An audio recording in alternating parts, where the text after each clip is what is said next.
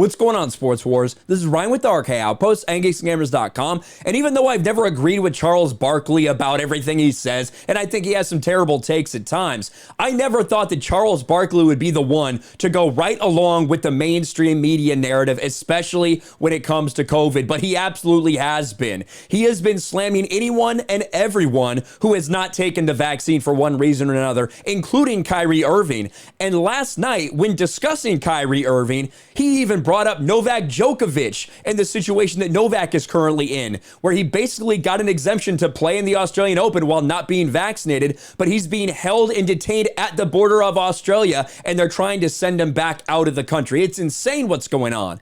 But Charles Barkley and this take just shows how far gone this dude is when it comes to the COVID fear-mongering. Charles Barkley roasts Brooklyn for unfair Kyrie Irving return to the Nets. And I don't even understand what Charles is even talking about. And Kenny calls him out a little bit. Kenny does check him, which I think is good. But let's listen to this from last night. The Inside Crew reacts to Kyrie Irving's return because Kyrie Irving, as we all knew, refused to take the jab. He put up with a lot of pressure from everyone to get vaccinated. Kyrie Irving did not. And halfway through the season, the Brooklyn Nets come calling. They said, we don't want Kyrie Irving here if he's not going to get jabbed. We're not even going to let him play on road games because, of course, it's a New York ordinance that is not allowing Kyrie Irving to play at Nets home games. However, once they needed him, once they got a lot of people injured or on the list, they said, all right, Kyrie, we kind of need you to come back. And he came back. He stood by his principles. Charles Barkley's not happy about it.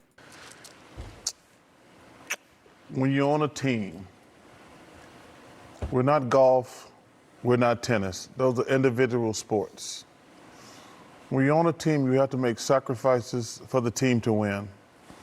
Not trying to be this do-good dude and whatever, but I think when you're on a team, you have to make sacrifices for the rest of the team. I don't understand. Listen, if you want to make a political point, which is silly and stupid and not get vaccinated, that's fine and with me. But let's stop right there.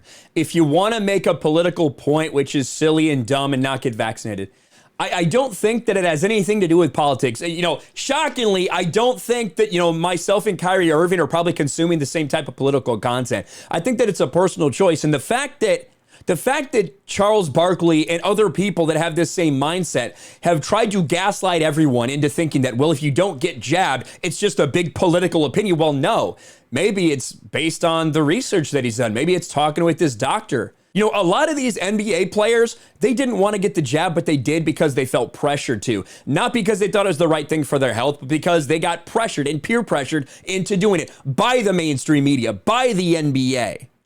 Now, Kyrie Irving says, it's a personal decision. I don't want to put that in my body. It's not about politics. It's just about what I'm going to do. And people like Charles Barkley don't fucking get that. But I don't think it's fair for me. Okay, I'll give you an example. I love working with you guys. We work on Thursday night now. If I said to you guys, well, I'm only going to work certain nights, like during the playoffs, that'd be a better example. We're on every night except Friday during the playoffs. If I said, you know what, I'm not going to work on the weekend, I don't think that's fair to you guys. And so to me, I have an issue with the entire thing. Hey, Kyrie is a heck of a player.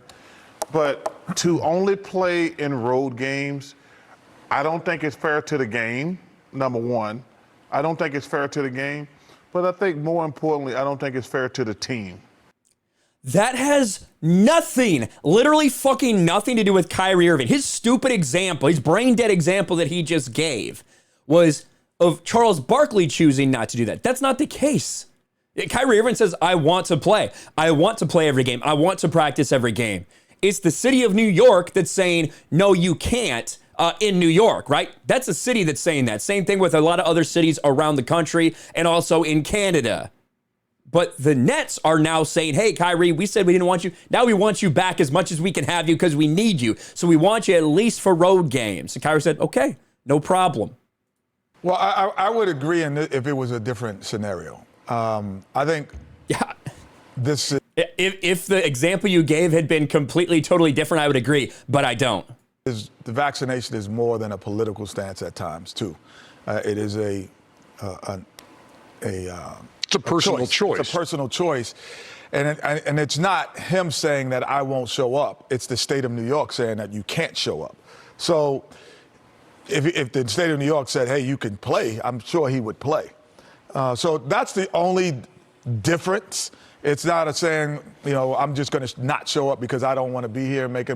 The state of New York is saying you can't come into this arena. The state of California is saying. Well, and then here's where he starts talking about Novak Djokovic for some fucking reason. Shout out to Australia. Shout out to Australia, who said Novak Djokovic, who's in the conversation with Nadal and Federer and Pete Sampras as the greatest tennis players ever. Like, no, you just can't come here and play tennis.